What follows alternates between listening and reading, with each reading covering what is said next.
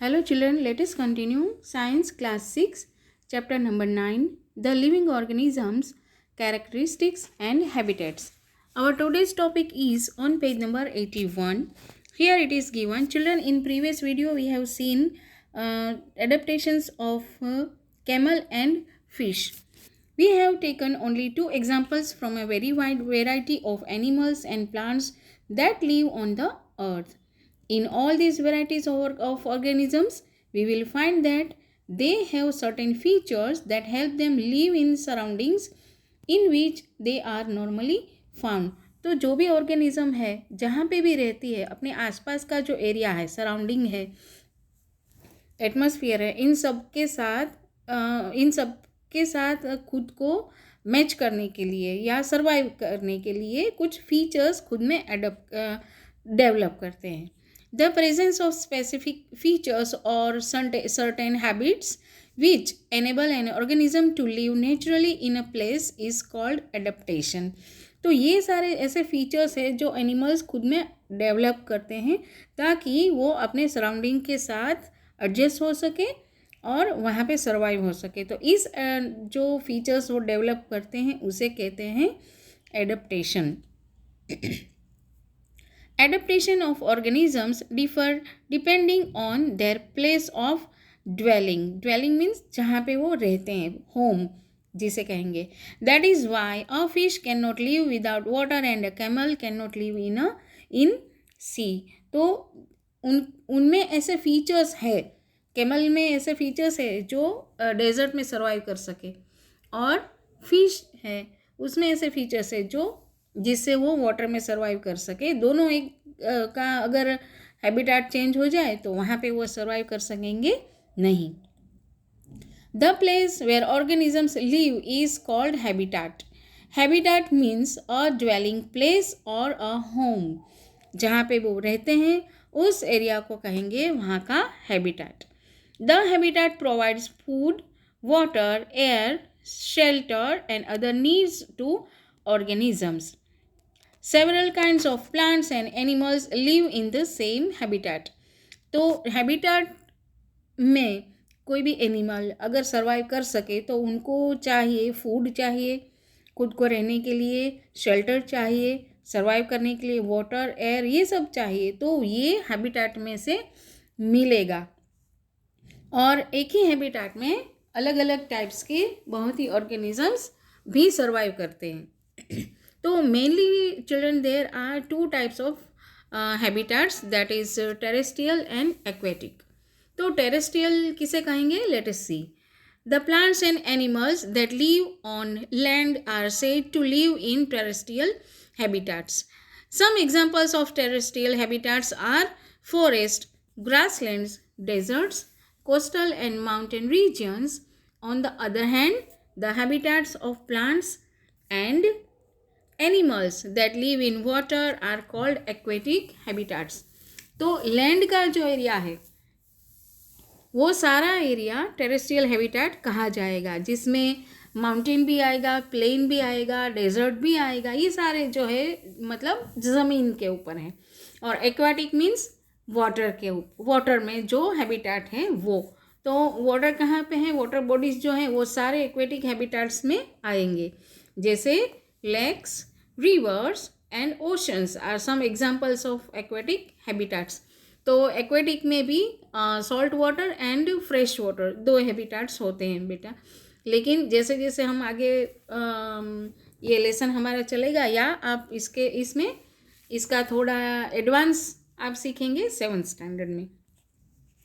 There are large variations among terrestrial habitat like forest, grasslands, deserts, coastal and mountain regions located in different parts of the world. तो ये सारे जो area हैं वो हैं terrestrial habitats. अब दूसरे दो कंपोनेंट्स के बारे में हम बात करेंगे जो आप शायद पहले भी पढ़ चुके हो, that is biotic and abiotic components. Let us see. The organisms, both plants and animals living in a habitat are its biotic components. जो मतलब जो लिविंग ऑर्गेनिज्म है जैसे प्लांट्स है और एनिमल है तो ये सारे कंपोनेंट्स को कहेंगे biotic components. The non-living things such as rocks, soil, air and water in the habitat constitute its abiotic components. तो natural components जो है वो सारे, but non-living components, natural non-living components are known as abiotic components. Are sunlight and the heat biotic or abiotic? Obviously abiotic components they are. We know that some plants grow from seeds. Let us look at some abiotic factors and their effect on seeds as they grow into young plants. तो seed में से plants grow करते हैं. ये process आपने पहले भी 5th standard में इसके बारे में पढ़ा है, जैसे जर्मिनेशन प्रोसेस. तो सीड को जब फेवरेबल कंडीशन मिलती है, सारा एटमॉस्फेयर मिलता है, तो उसमें से छोटा सा स्प्राउट निकलता है. That is called germination process. और स्प्राउट में से प्लांट ग्रो करेगा. तो in this activity what you have to do, मैं आपको ओरली ये बता देती हूँ कि we have to collect some moong seeds को कलेक्ट करो. इसमें से थोड़े मूंग 20 या 30 सीड्स जो है वो ऐसे ही ड्राई साइड में रख दो. बाकी के लीव्स है, सॉरी मूंग है, उसे हमें पानी में डुबोना है फॉर 1 डे. तो जब हम स्प्राउट उसमें से ग्रो करते हैं ना, तो सेम प्रोसेस करते हैं. स्प्राउट का आपने पहले लेसन में ये पढ़ा है कि हाउ टू ग्रो स्प्राउट.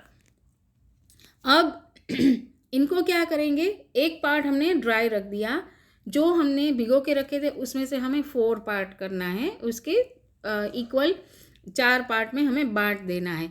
अब एक पार्ट को हम क्या करेंगे, पानी में ऐसे ही डुबो के रख देंगे, उसे बिना उसे डिस्टर्ब किए वो ऐसे ही 3-4 दिन के लिए रख देंगे. अब keep 1 part of socked seed in Sunny room. अब जो बाकी के थे ड्राई सीड्स तो अलग ही है, इनको हमने पहले भिगो के रखे. अब इसमें से एक पार्ट को हमने लेके एकदम जहाँ पे सनलाइट आती है, अच्छा सा रूम है, वहाँ पे रख दिया. दूसरा जो था वो एकदम डार्क प्लेस पे रख दिया, जैसे कबोर्ड में रख दिया. दूसरा पार्ट उसे ऐसे करेंगे. उसके बाद एक पार्ट को हम रखेंगे बहुत ही कोल्ड सराउंडिंग में, मतलब जैसे फ्रीज में हम रख दें. और ऐसे हम सारे पार्ट्स अलग अलग करेंगे. नाउ चिल्ड्रन, हमें after few days we have to notice कि किस में अच्छे से स्प्राउट्स ग्रो करेंगे.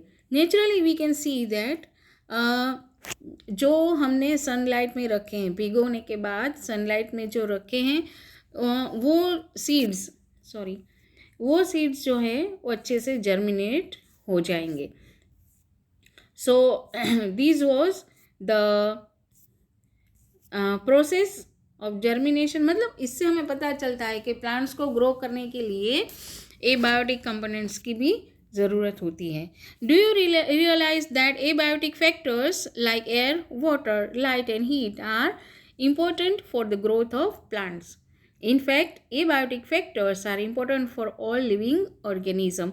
हम सब के लिए ये ज़रूरी है. हमें सनलाइट चाहिए, एयर चाहिए, वाटर चाहिए, तो ये सारा for all of us it is necessary. We find that organisms exist in very cold as well as very hot climate, isn't it? How do they manage to survive? Adaptation is the method by which organisms get well adjusted to the climate.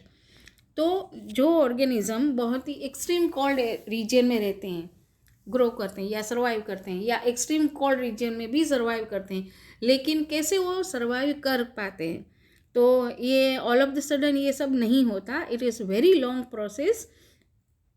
Climatic condition है वो भी एक long process है, और adaptation की process है वो भी बहुत ही स्लो प्रोसेस है. और धीरे धीरे कोई भी ऑर्गेनिज्म है वहाँ पे सर्वाइव करने के लिए खुद में ऐसे फीचर्स डेवलप करता है. सो here it is given, adaptation does not take place in a short time because the abiotic factors of a region also change very slowly. बहुत साल लगते हैं ये सब चेंज होने में. Those organisms which cannot adapt to these changes die and only the adapted ones survive. तो जो ऑर्गेनिज्म इस चेंज के साथ खुद को एडजस्ट कर सके, खुद में ऐसे बदलाव ला सके, वही ऑर्गेनिज्म है जो सर्वाइव कर सकेंगे. जो इस बदलती हुई कंडीशन के साथ अपने आप को एडजस्ट नहीं कर पाते वो नहीं बचते.